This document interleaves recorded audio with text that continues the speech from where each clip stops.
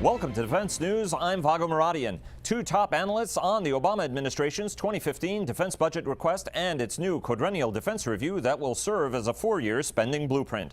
But first, Defense Secretary Chuck Hagel previewed his $500 billion budget request last week, which will be submitted to Congress on Tuesday, along with the new QDR. The White House also will ask for tens of billions of dollars in additional funding to cover wartime operations and other priorities. The submission is part of a 5-year spending plan that is $141 billion more than current spending caps allow, disregarding sequestration in future years. The administration, however, argues that it can increase defense and domestic spending by making cuts elsewhere in government, as well as reforming the nation's tax code. The reason we are requesting this increase over sequestration levels is because the President and I would never recommend a budget that compromises our national security. Continued sequestration cuts would compromise our national security both for the short and long term. Hagel outlined that tough choices had to be made, including cutting the Army by nearly 80,000 troops to 450,000 soldiers, trimming 30,000 from the National Guard and Army Reserve, and reducing the Marine Corps by 8,000 to 182,000, eliminating entire fleets of Air Force planes, including the A-10 attack jet, the U-2 spy plane, and if sequestration returns, the KC-10 tanker, and capping the Navy's littoral combat ship fleet to 32 instead of 52 ships, sidelining 11 of 22 cruisers until they can be modernized, and not paying to refuel the nuclear aircraft carrier George Washington. As we end our combat mission in Afghanistan, this will be the first budget to fully reflect the transition DoD is making for after 13 years of war, the longest conflict in our nation's history. The administration also is proposing military pay and benefits changes that it says are critical to slow the annual double-digit growth in personnel costs that are squeezing training, maintenance, and new program funds. Our proposals were carefully crafted to reform military compensation in a fair, responsible, and sustainable way. We recognize that no one serving our nation in uniform today is overpaid for what they do for our country. We met with two top lawmakers who will pass judgment on this spending plan. Adam Smith, a Washington Democrat, is the ranking member of the House Armed Services Committee, and Randy Forbes, a Virginia Republican, is chairman of the Sea Power and Projection Forces Subcommittee. I asked them what they liked about Hagel's plan and what they didn't. Well, we're just starting to look at it. The budget itself hasn't formally been released. We've just been given sort of an idea of what they've focused on. But I think the big story for the budget is going to be, you know, we have a top line number that Congress agreed to. That's the amount of money that we can spend. And that top line number is a lot less than we thought it was going to be 3 years ago when first these plans were put in place. So there are a lot of things in there that are going to be controversial. For me, the thing that I like about the budget is it emphasizes readiness, trying to make sure that we have enough money to train and do the maintenance necessary on the equipment so that our troops have the training and equipment they need to do their jobs. Now, to do that, they've made cuts in some personnel costs, you know, increasing co-pays on health care. They've made reductions in the A-10, reductions in the Guard, and all of those things will be very controversial. But to me, whatever the size of the force, we have to make sure they're trained and equipped to do the jobs we're asking them to do. Mr. Forbes, what did you think was right and what did you think was wrong? Well, I think, first of all, an observation, unlike Washington in general, our committee is probably the most bipartisan committee in Congress. And the great news is we have turned out a bill for the last 52 years straight. We'll do one this year.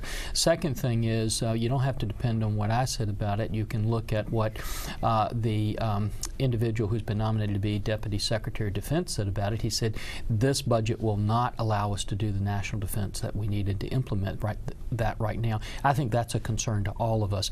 And the final thing I'll tell you as an observation is our men and women in uniform depend on us to protect them from the political guys in the suits who want to make these cuts. It's the 5th year in a row they've rolled out cuts from this administration. They had $778 billion before sequestration. Now they have these cuts. I think it's wrong direction. We need to be very careful with this budget. The only thing I'll say about that is they put a budget out that hits the number that Congress gave them. So, you know, if we don't like these cuts, what cuts do we like? Or Well, I was going to say, or we could raise the number, but we're not going to raise the number. Well, the Budget Control Act, right? I mean, part of this was also precipitated by a debt default, which is why we got the Budget Control Act in the first place, which took care of $500 billion, and then a whole bunch of things didn't happen, and then we ended up with sequestration. Given that this is a zero-sum game at this point, and this is how much money you have, there are things. You represent a very heavy Navy heavy. You're the Sea Power chairman. You know, if you want to accelerate the George Washington refueling or keep more littoral combat ships or more cruisers in line, where else would you have made some cuts in order to be able to underwrite some of those capabilities? Well, the first thing I would do is say, what is our national defense strategy? We've had a difficult time even finding out what that is over the last several years. But if you look at that strategy, one of the things our committee has to do is not just focus on the squeaky wheel today, but we've got to look at 10 years out. I think there's no analysis anywhere that would look 10 years out and say that we don't have to have a major sea power and projection force capability 10 years out. If you do that and you really begin to look at the budget priorities, we need to stop saying we're just going to allocate this on a political means between all the services and ask the question, where do we need to put our dollars to have the best defense 10 years out? If you do that, we'd only have to have about a 1.1 to maybe 2% shift to do all that we need to do for ship construction to have the kind of Navy we need in a decade. So you would take it out of Army and straight? No, I wouldn't. What I would do first of all, and I just disagree with these numbers, I think first of all, we've heard two messages coming out of this budget. One has been we're doing this because we just need to get leaner in the times we're in, and the second one is sequestration made me do it. I think we should be pounding to change these curve lines, but after we do that, we have to have the question, where are our priorities going to be 10 years from now? I think, look, I disagree with that. I think the message has been clear from the administration. They put a strategy in place 3 years ago that said this is what we want to fund.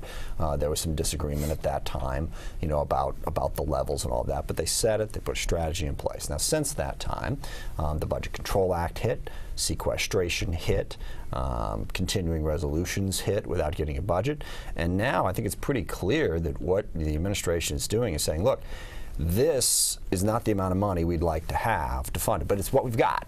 So we've got to put together a budget but that's just not, that makes sense. That's just not what our experts are telling us to come before our committee. Well, when you ask them if we have a strategy, they'll tell you no. We have a national defense guidance, 11 pages long. Can't fit a country But the on that. budget is the budget. What's very frustrating is what Randy is saying is always assuming that there's going to be more money. Assuming that, well, this is a bad mistake, shouldn't cut Army in strength, shouldn't cut this. And if there was more money, we could really have that conversation, but there's not. But all the administration has done at this point, they're the only ones that have had to actually put together a budget that adds up. Well, that is, I mean, then that's what the challenge they say is this is how much cloth we have, this is how much clothing we can make out of it. But the question I want to ask you guys is, in this budget, they are assuming that sequestration goes away for the last 3 years of it. They also have another budget that's the full sequestration budget, which they're not going to be sharing up here with you guys, or at least not in full, I'm told. Is it fair to assume that sequestration is going to go away for the last 3 years of this budget, or is sequestration here to stay? I don't think it's fair to make that assumption. You know, I think if you had to bet, you'd bet that sequestration's going to stick around. I'd repeal it tomorrow. End of story. You know, the deficit is down by over, I think, $600 billion from what it was projected to be. Sequestration is doing grave damage not just to the military, but to other portions of the discretionary budget. I'd just turn it off. But there's not the votes to do that. And any progress in your caucus to try to get some of those guys who Well, I think like it's it going as to a depend. deficit I think, control tool? again, where I disagree with Adam is this administration has to lead the way. If you go back when the administration came in, they began these cuts then. And Secretary Gates actually issued gag orders that individuals in the Pentagon couldn't even talk to Congress about the repercussions of these cuts. When you talk about getting this budget about if sequestration doesn't go away, we don't even have this budget yet. They've been making all of these statements unlike what we used to have when they actually gave us the budget so we could ask intelligent questions. We're doing posture hearings today that we don't even have the budget to ask the questions. Budget's coming out March 4th. That's right. That's right. It's going to be out on Tuesday. Although Secretary Gates was trying to build headroom because the Pentagon had signed up for more programs than it could afford, pretty much under any circumstance.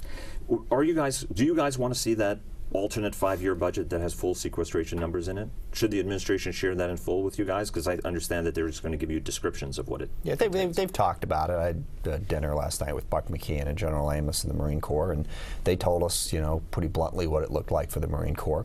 I think we know it's ugly and something we need to avoid. Well, first of all, we pleaded with them when sequestration was first passed to begin telling us what these repercussions were going to be. And as you know, it was crickets over there. They wouldn't tell us those figures. I think the American people have a right to know, do you really want a defense that's going to look like this? I think if we start getting that picture, we have a much better opportunity to change these curve lines, which is what we have to do if we want to defend the country.